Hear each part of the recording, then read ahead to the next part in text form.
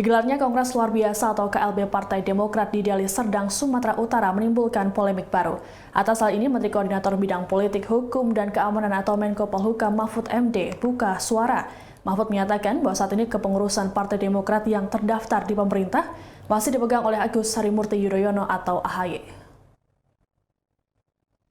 Dalam cuitan di akun Twitternya, Mahfud berujar bahwa pemerintah tak pernah melarang atau mencampuri KLB ataupun Munaslup partai. Hal ini lantaran sesuai dengan Undang-Undang Nomor 9 Tahun 1998 tentang kebebasan menyampaikan pendapat di muka umum. Pemerintah menghormati independensi internal partai politik. Mahfud juga menegaskan bahwa kepengurusan Partai Demokrat secara resmi masih dipegang oleh AHY. Namun, hal ini akan menjadi masalah hukum apabila pihak yang kontra dengan AHY mendaftarkan hasil Kongres ke Kemenkumham. Apabila hal tersebut terjadi, barulah pemerintah akan meneliti keabsahan sesuai dengan Undang-Undang dan ADART Parpol. Polemik dalam tubuh Partai Demokrat ini muncul ketika AHY pada awal Februari lalu menyatakan bahwa ada pihak yang ingin melakukan kudeta.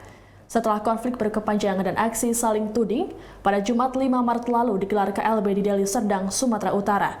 Dalam KLB diputuskan bahwa Kepala Staf Presiden atau KSP Muldoko ditetapkan sebagai Ketua Umum Partai Demokrat.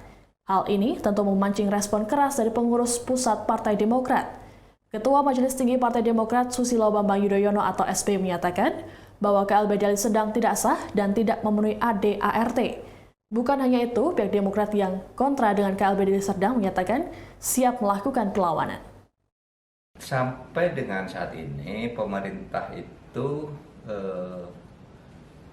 menganggap belum ada kasus KLB Partai Demokrat, ya, Kongres Luar Biasa. Karena kan kalau KLB mestinya ada pemberitahuan resmi sebagai KLB, pengurusnya siapa, sehingga yang ada di misalnya di Medan itu kita anggap ya sebagai temu kader yang itu tidak bisa dihalangi.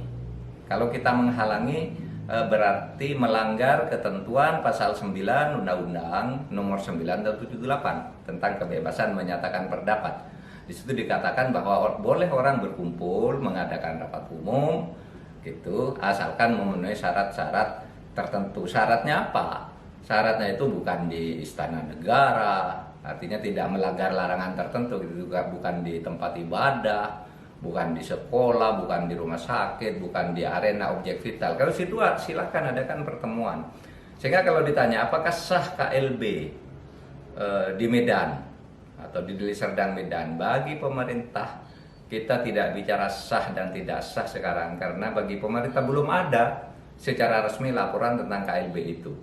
Jadi tidak ada masalah hukum sekarang. Pengurusnya yang resmi di kantor pemerintah itu adalah AHY.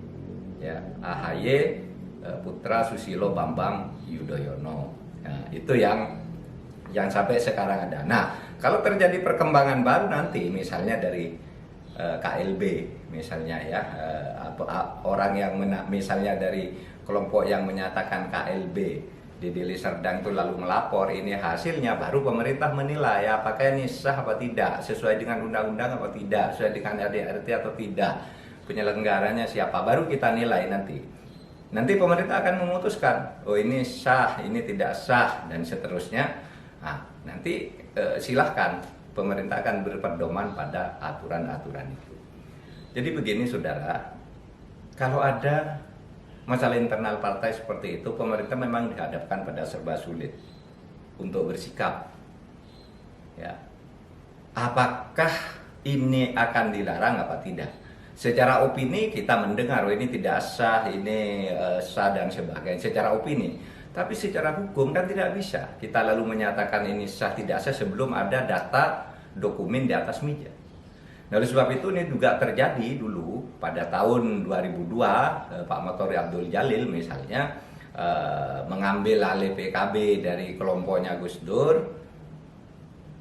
Presiden Megawati tidak bisa berbuat apa-apa, bukan tidak mau, tidak bisa melarang karena ada undang-undang yang tidak boleh melarang orang berkumpul gitu. Kecuali jelas-jelas menyatakan melakukan sesuatu yang dilarang oleh hukum, dia mereka berkumpul sebagai suatu kelompok masyarakat.